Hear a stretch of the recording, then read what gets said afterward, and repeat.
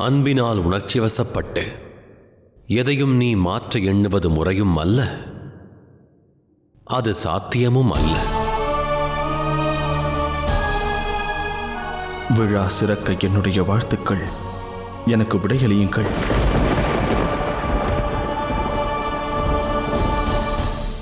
துவக்கு பானாசுரா.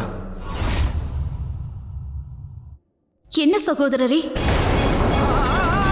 தாங்கள் நானும் மகாதேவரும் ஆடும் ஆனந்த தாண்டவத்தை பார்க்க போவதில்லையா?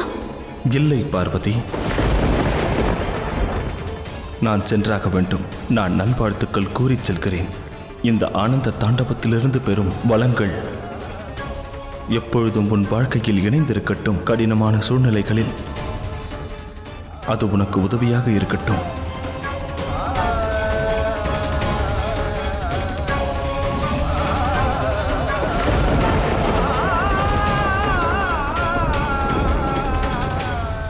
விழாவை துவங்கும் சமயம் வந்துவிட்டது.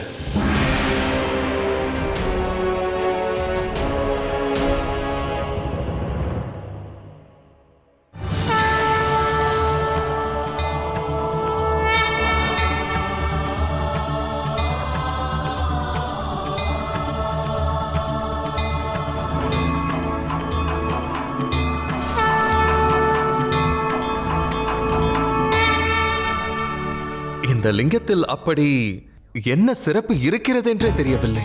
இதை பானாசுரன் தான் எங்கு சென்றாலும் கூடவே எடுத்து சென்று கொண்டிருக்கிறார். ஆனால் இதில் ஆச்சரியத்திற்குரியது என்னவென்றால், இவர் தனியாக இந்த மாபெரும் விழாவில் எப்படி சங்கீதத்தை வழங்கப் போகிறார்? பொறுமையாக இருங்கள் தேவேந்திரா, தாங்கள் விரைவிலேயே அறிந்து கொள்வீர்கள்.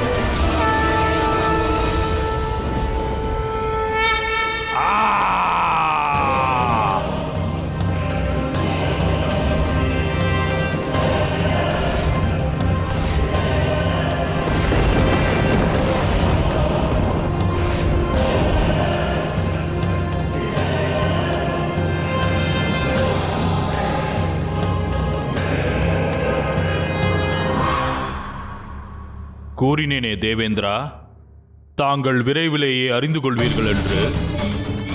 பாருங்கள், என்னுடைய புஜங்கள் இந்த விழாவினை சிறப்பிக்க போதுமானதாகும். இந்திரதேவா, 1000 கைகளோடு இருக்கும் வரத்தை பானாசுரனுக்கு நானே வழங்கினேன். தனது 1000 கரங்களால் அவன் ஒரே நேரத்தில் பல்வேறு கர்மங்களை புரிய இயலும். ஆயத்தமாக இருக்கிறாயா பானாசுரா?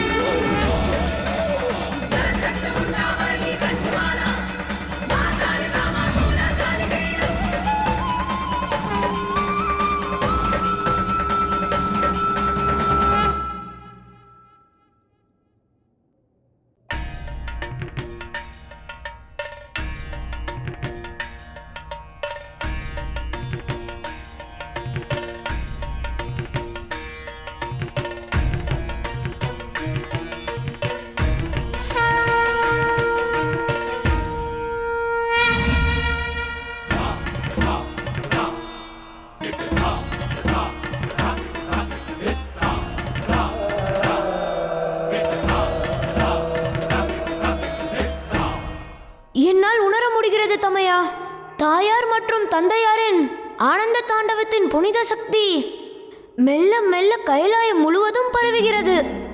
அதனால் விரைவிலேயே கைலாயம் அசுரர்களின் தீய சக்தியிலிருந்து முக்தி பெற்றுவிடும். நாராயணா, பிரபஞ்சம் முழுவதும் மகாதேவர் மற்றும் மகாகாலின் ஆனந்த தாண்டவத்தால் மகிழ்ந்துள்ளனர். ஆனால் தாங்கள் மகிழவில்லை. பானாசூரனின் எதிர்காலத்தில் அப்படி என்ன மறைந்துள்ளது? அதை எண்ணி தாங்கள் கவலையாக உள்ளீர்கள். அது மட்டுமில்லாமல் அவனை ஏன் கைலாயத்தை விட்டு செல்ல சொன்னீர்கள்? ஏனெனில் பானாசுரன் இந்த ஆனந்த தாண்டவத்தின் முடிவில் சிவன் மற்றும் சக்தியின் வாழ்வில் ஒரு மாபெரும் வேதனை ஆரம்பமாகும்.